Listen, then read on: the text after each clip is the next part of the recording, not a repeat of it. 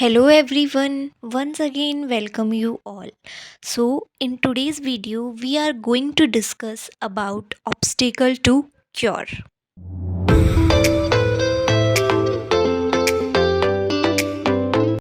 What do we mean by obstacle to cure? Obstacle to cure means ऐसी कोई चीज़ जो proper या पूरी तरीके से पेशेंट का क्योर नहीं होने दे रही है.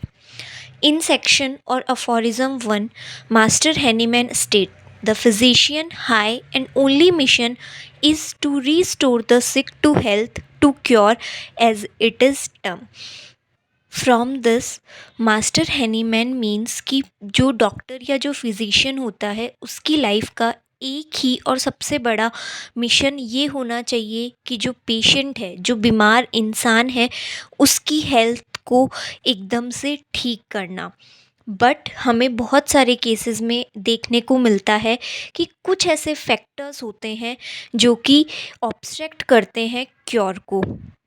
चाहे हम कितनी भी प्रॉपर मेडिसिन दे दें, कितनी भी सूटेबल डोज हो. सो दीज फैक्टर्स या these obstructing factors are obstacle to cure. Obstacle to cure are of following type. First is exciting and maintaining cause. Second, miasmatic cause. Third, pathological cause. Fifth, modern drug, even indiscriminate use of high potency homeopathic medicines. So, first we will discuss exciting and maintaining cause.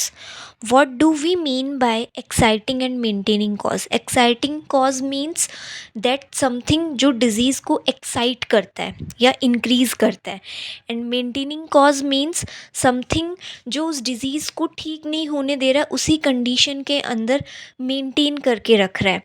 For example, exciting or maintaining cause includes dietic, hygienic, sanitation, nutrition factors. Let's take example of this.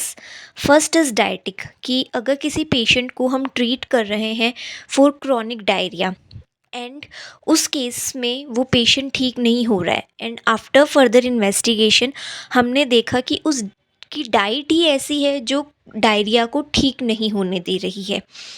Second is habit. कुछ ऐसी disease होती हैं, for example liver cirrhosis और kidney disease, उनके अंदर alcohol, smoking, ये सब doctor जो है बंद करने को बोलता है, बट हम देखते हैं कि पेशेंट इसको कंटिन्यू रखते हैं. So this can also be an exciting cause. Third is environmental.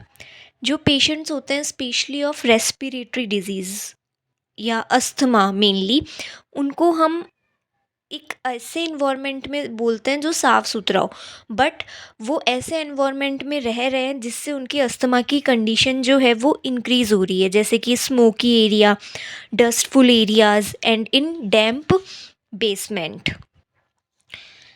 Next is occupational, कि कुछ ऐसी डिज़ीज़ होती हैं जिन्हें हम ऑक्यूपेशनल डिज़ीज़ बोलते हैं. Example pneumoconiosis.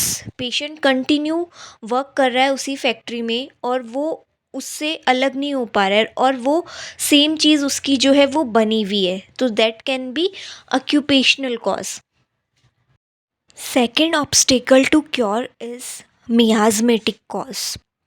Sometime miasm may also act as obstacle in the cure, and such miasm will have to be removed by the proper anti-miasmatic treatment in order to cure the patient permanently. Third obstacle to cure is pathological cause.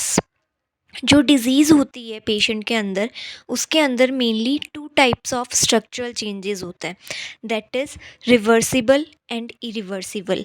Reversible changes जो वापस से सही हो जाते हैं, and irreversible changes जो दोबारा सही नहीं हो सकते हैं, जैसे in case of cancer, metastasis of cells. So these irreversible changes act as obstacle to cure. Fourth obstacle to cure is modern drug and its influence. Mainly आज की हम लाइफ में देखते हैं कि पेशेंट जो होते हैं वो एलोपैथिक जो ड्रग्स होते हैं वो बहुत ज़्यादा कंज्यूम करते हैं, चाहे उन्हें रिलीफ आ रहा हो चाहे नहीं आ रहा हो, या फिर वो ये भी नहीं देखते हैं कि उनके एविल कॉन्सिक्वेंसेस क्या हो सकते हैं। So the prolonged use of such violent drug in ever increasing doses में प्रोड्यूस आर्टिफिशियल क्रॉनिक डिजीज, जिसकी वजह से जो वाइटल फोर्स होता है वो वीक हो जाता है, and this can also act as an obstacle to cure.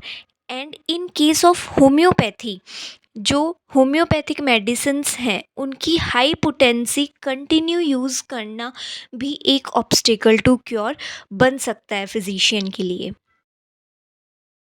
So that's all about obstacle to cure. Thank you for watching my video and stay tuned for the next video.